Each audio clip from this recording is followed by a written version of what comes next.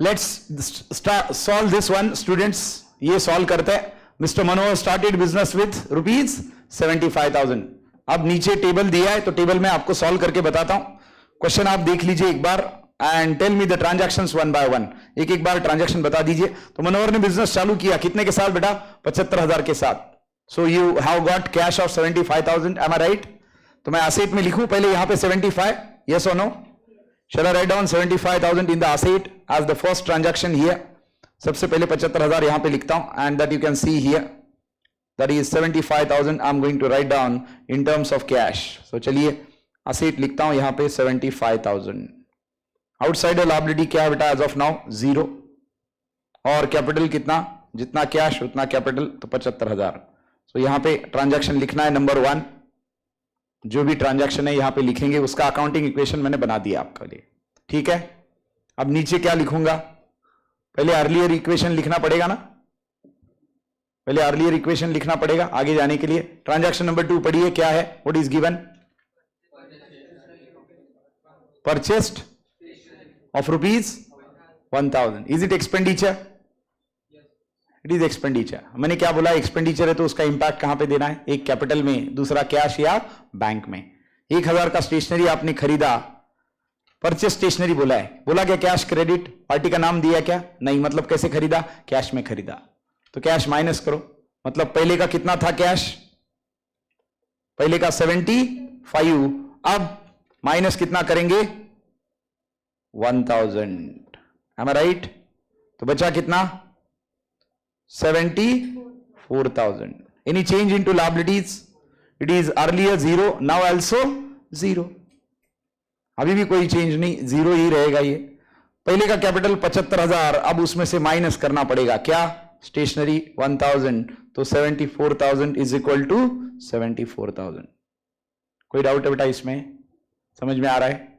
साइदन्या, Isha, are you getting this? चलिए transaction पढ़िए. Number 3. Bought goods of ₹6,000 from Mohan. 6,000 के goods आए आपके पास, तो पहले का 74,000 एज इट इज आपके पास आएगा. 6,000 के आपने गुड्स खरीदे. गुड्स खरीदे मतलब आपके पास क्या आया? स्टॉक ऑफ गुड्स आया. कैसे खरीदा? कैश या क्रेडिट? आपने कैश या क्रेडिट कैसे खरीदा बेटा? कुछ नहीं दिया.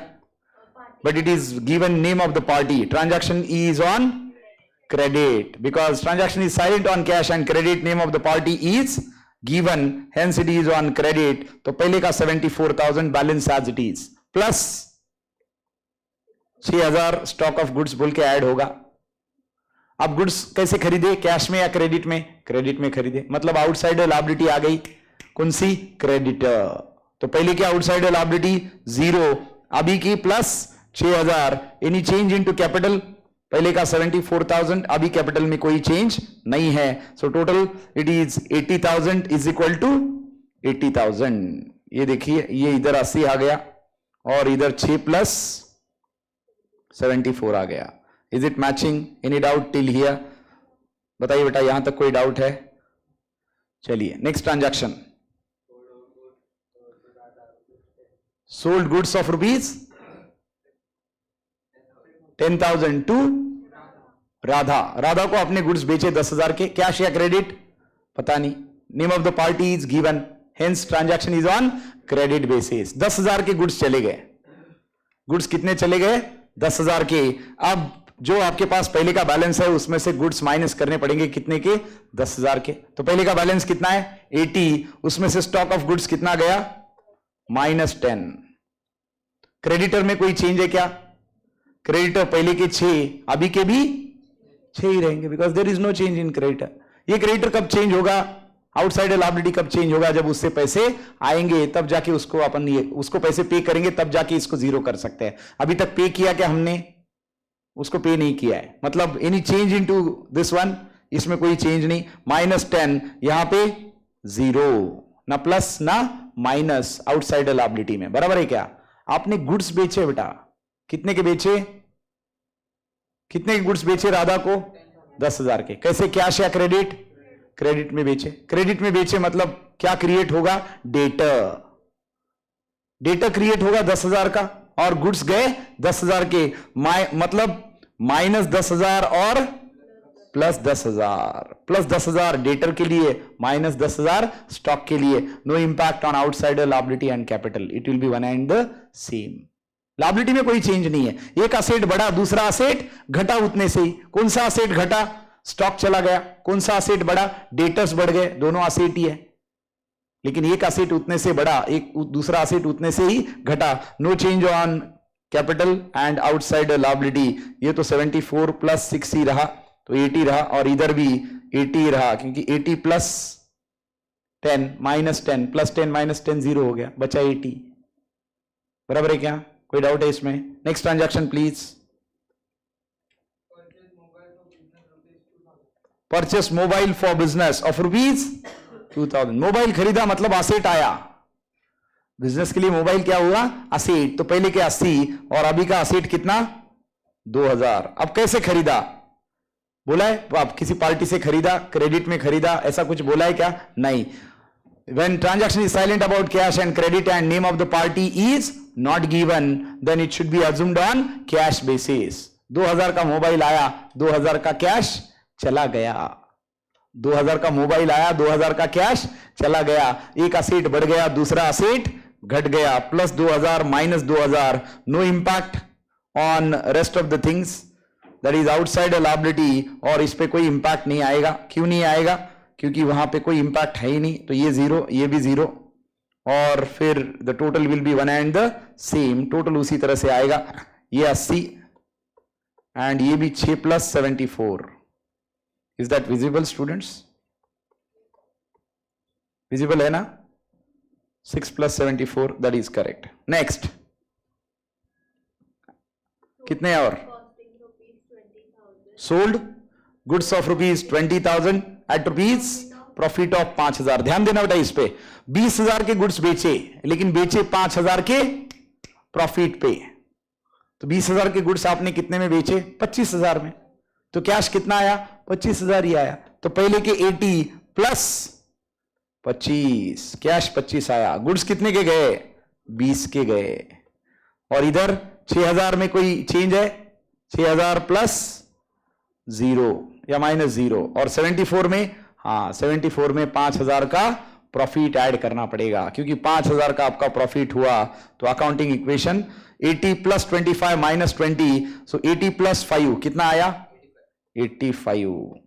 और इधर 6 as it is outsider liability, और 74 प्लस 5 इज 79. तो 79 plus 6 is 85 is equal to 85. Accounting equation is matching. कोई डाउट है बेटा? फिर से रिपीट कर रहा हूं. If there is a profit it increases your capital, if there is loss it decreases your capital. क्योंकि आपको 20,000 के गुड्स बेचे लेकिन मिला 25,000, तो मैंने कैश 25,000 ऐड किया, गुड्स 20,000 के माइनस किए. क्योंकि कैश आपको कितना मिला? कैश तो 25 मिला ना बेटा, तो कैश मैंने 25 ऐड किया, लेकिन गुड्स कितने के गए? 20 के गए. तो कैश ऐड करो 25, गुड्स माइनस करो 20, और 5,000 का डिफरेंस जो आ रहा है that is profit which increases your capital. तो कैपिटल में 5,000 ऐड करो. 85,000 इज इक्वल टू 85,000. ये शादी. और एक बचा है पेड सैलरी रुपीज 2,500. तो पेड सैलरी माइनस करो 85 से. 85 में से कैश गया 2,500, और जब भी कुछ पे करते हैं या रिसीव करते हैं impact should be given on capital. तो कैपिटल में से माइनस करो 79 माइनस 2,500, 76,500 आएगा. बराबर है? इधर से 2500 माइनस करो, उधर से 2500 माइनस करो. मैच तो होने ही वाला है.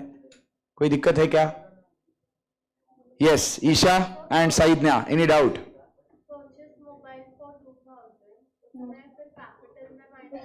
क्यों करेंगे बाबा? एक असेट आया मोबाइल, और आपने कैसे खरीदा मोबाइल? कैश से. तो प्लस 2000 माइनस 2000, कैपिटल का क्या लेना देना है वहां पे? कैपिटल को कहां पे पिक्चर में लाना है? मैंने बोला बार बार आपको, any expenses and losses, any income and gain, and profit and loss. Mobile आपने खरीदा तो प्रॉफिट हुआ क्या आपको? लॉस हुआ क्या आपको? तो फिर क्यों कैपिटल पे इंपैक्ट देंगे आप? आ रहा है समझ में? अरे बाबा, तो असेट आया ना, एक असेट आया ना मोबाइल, और दूसरा असेट क्या गया? कैश. तो 2 इंपैक्ट हो गए ना, हम 2 ही इंपैक्ट दे रहे, 3 दे रहे क्या? 3 कब दे रहे? अगर ट्रांजैक्शन पे प्रॉफिट या लॉस हो रहा है तो, जैसे अभी किया 25 ऐड किया, 20 माइनस किया और 5000 कैपिटल में ऐड किया, ये 3 इंपैक्ट हो गए। वरना अभी तक हर एक के कितने दे रहे थे? 2 ही दे रहे थे। कैपिटल में से किस खुशी से माइनस करेंगे आप? मुझे समझ में नहीं आ रहा। नो माय डियर, मैं आपको फिर से रिपीट कर रहा हूं, आपका एक असेट गया, दूसरा असेट आया, इसमें कोई डाउट है क्या? और आप एक्सपेंडिचर कर रहे हैं या असेट खरीद रहे? हमने बेसिक रूल अकाउंटिंग में क्या देखा? व्हेन यू आर परचेसिंग और selling an asset, impact should be given on asset and not on purchase account and sale account. तो उससे जाके ये कैपिटल पे इंपैक्ट देना गलत है, इस पर कैपिटल पे कोई इंपैक्ट नहीं देना चाहिए। आएगा accounting equation ultimately same, but वो ट्रांजैक्शन गलत हो जाएगा, क्योंकि कैश गया 2000 तो कैश माइनस करो, मोबाइल आया 2000 का तो मोबाइल ऐड करो, बड़ी सिंपल बात है, उसको क्यों कॉम्प्लिकेटेड कर रहे हो? Are you getting me? चलिए अगला सम देखते हैं। Let's see the next sum there everybody.